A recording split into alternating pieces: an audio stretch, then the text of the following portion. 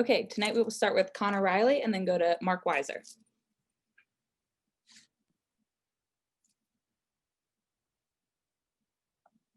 Hey, Warren, what do you attribute was just the biggest difference from how you guys played against Mississippi State to South Carolina? With Mississippi State, we didn't play to our best ability. So South Carolina, we made an effort the whole week of just coming out and being physical and making sure that didn't happen again.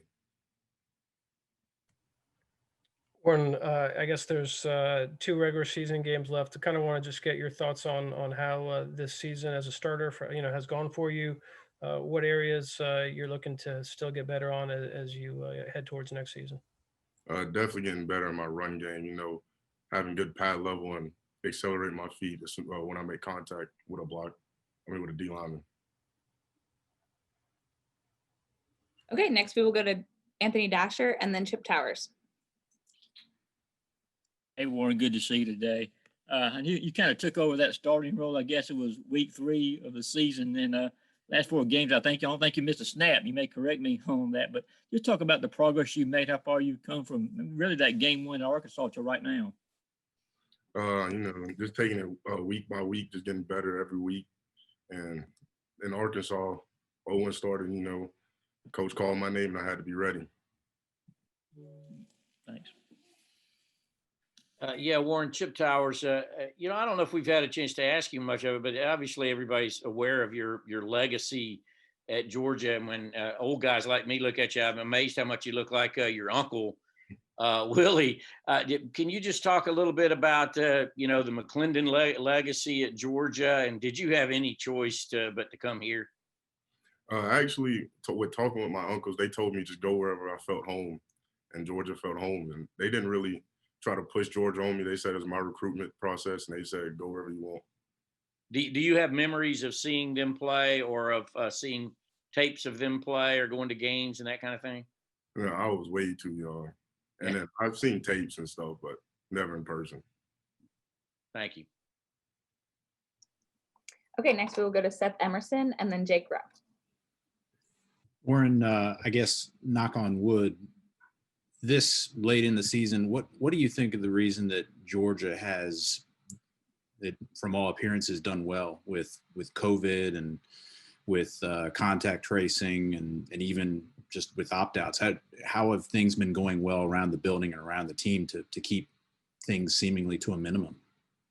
We've been making sure everybody's wearing masks, the meetings and stuff, everybody's staying 6 feet away, and just being careful outside of the facility.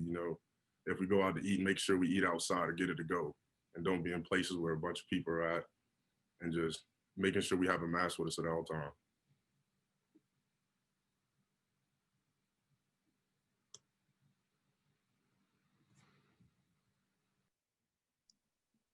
Jake, do you have a question? Jake Rupp? Yeah, sorry, I was toggling the mute button over and over again. Warren, a point came up with Zamir just a minute ago about how quiet he is. You're not a man of many words either. He said you're quiet as well. What kind of leads to that? I mean, I know sometimes it's just your personality, but are you more vocal on the field? How does that go for you? And why are you guys so quiet? I don't know. I've always been like that, I guess. But on the field, I talk more. As an offensive line, we got to communicate. So on the field, I talk way more. Okay, we'll go to Palmer Tomes and then Jed May. Yeah, Warren, going back to that week between Mississippi State and South Carolina, when you say, that y'all had a, emphasis on being physical and that was a priority of y'all's in practice, what does that look like? Is that, guys giving pep talks, coaches giving, talks to y'all? What does that look like? Coaches definitely giving talks, and the older guys talking to us, making sure we know that we basically that we had a bad week. Not a bad week, but we didn't run it the way we wanted to run it, and that we had to make a change.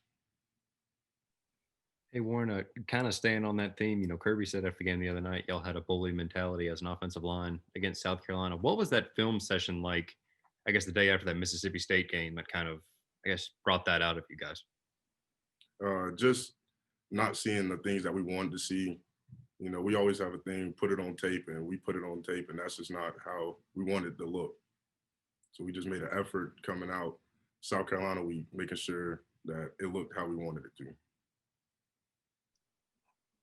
Okay, next we'll go to William Newland. Hey Warren, from afar, the offense just it feels more confident out there over the last couple of weeks. Has it felt different on the field, in the trenches, in the huddle? And what do you attribute that to? Wait, can you repeat the question? Yeah, just to talk about like how this offense has looked so confident over the last couple games. Has it felt that way? Have you felt a change in confidence, a change in energy in the trenches, in the huddle? And what do you attribute that to? Definitely, and I'll contribute to probably just everybody just wanting to be better.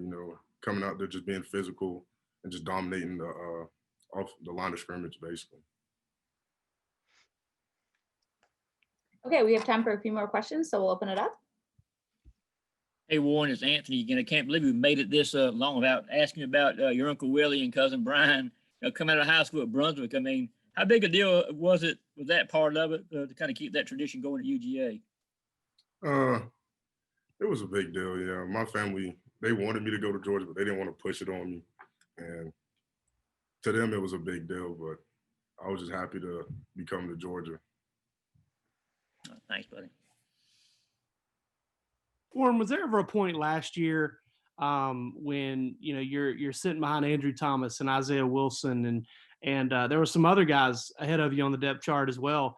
Was there ever a point last year where you would think, a year later, you would be such a big piece, you would be starting, I guess 8 games now or 7 games now or whatever? Did you see that coming, or was it something you just didn't think about? It was just, I didn't think about it. I just went out there every day to get better and just learn from the older guys. And when my name was called, I was just ready to go. We have time for one more question. Warren, I asked Samir the same thing, but hitting your stride right now, especially offensively, with the SEC title probably out of reach, is it hard not to feel like, man, if only we'd been playing like this week 3, week 4? How do and just what comes to mind when you think about how well you're playing with just a couple games left? We try not to look back in the past. We try to just look at the future, and we do our part and just, I don't know, just basically just go out there and do what we can. We can only control our destiny now. Okay, Warren, thanks so much. Have a great night. Same to y'all.